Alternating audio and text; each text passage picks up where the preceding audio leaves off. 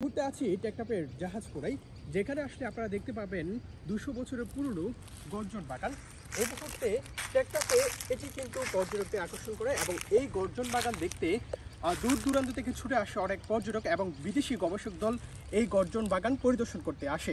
এবং আমরা জানতে পেরেছি এই গর্জন বাগানের যে আকর্ষণ সেটি হচ্ছে এই যে গাছের যে কাঠগুলো রয়েছে সেগুলো দিয়ে নৌকা তৈরির কাজে ব্যবহৃত হয়ে আসছে যুগ যুগ ধরে, সেটি আমরা জানতে পেরেছি। এবং এখানকার যে ইতিহাস সেগুলো একটু আমরা আপনাদেরকে জানানোর চেষ্টা করব। এবং একটু যদি বলে রাখি, বিশেষ করে টেকনাফের বাহারছড়া উপকূল ঘেঁষে পাহাড় এবং সমুদ্রের কোলে প্রাকৃতিকভাবে বেড়ে ওঠা শতবর্ষী গর্জন বাগান দেখতে বর্তমানে ছুটে আসছেন অনেক পর্যটকরা, যেহেতু শীতের মৌসুমে, এবং এই শীতের মৌসুমে এই গর্জন বাগানে আসছেন অনেকে, সেটি বলছেন এখানকার স্থানীয়রা। সেই তথ্যটি আমরা পেয়েছি। এবং আপনাদেরকে যদি বলে রাখি, কক্সবাজার শহরে মেরিন ড্রাইভ সড়ক দিয়ে 55 কিলোমিটার দক্ষিণ পূর্ব পাশে মাথা উঁচু করে দাঁড়িয়ে আছে শতবর্ষী গর্জন বাগান।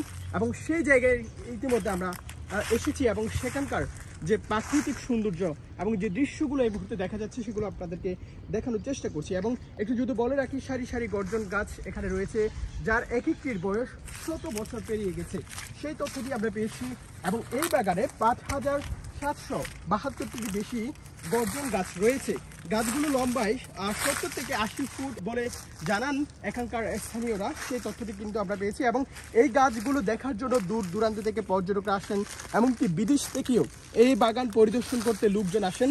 তারা আনন্দ ভ্রমণ সহ পিকনিক করতে প্রাকৃতিক সৌন্দর্যের কারণে এদিকে চলে আসেন। বিশেষ করে কক্সবাজারে যে পর্যটকরা আসেন তারা কিন্তু ভিন্নধর্মী এবং প্রশান্তির একটি জায়গা খুঁজতে চান, তারা কিন্তু টেকনাফের এই জায়গাটি এসে পরিদর্শন করে যান।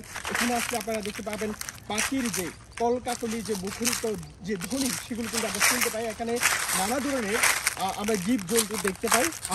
সেক্ষেত্রে কক্সবাজারের এই যে টেকনাফের যে জাহাজপোড়া যে গর্জন বাগান, সেটি কিন্তু পর্যটকদের আকর্ষণ করছে, সেটি আমরা দেখতে পেরেছি। এবং এখানে আসলে আপনারা দেখতে পাবেন যুগ যুগ ধরে এই গর্জন বাগান এবং 200 বছরের পুরনো গাছও কিন্তু এখানে রয়েছে। এবং ব্রিটিশ আমল থেকে এই গাছগুলো লাগানো হয়েছে এবং এই গাছগুলো এখন একেবারে পর্যটকদের আকর্ষণ করছে, সেই বিষয়টি আমরা জানতে পেরেছি। এবং আপনাদেরকে জানানোর চেষ্টা করছি টেকনাফের জাহাজপোড়ার যে গর্জন বাগান সেখানে কী কী দেখা গিয়েছে। তখন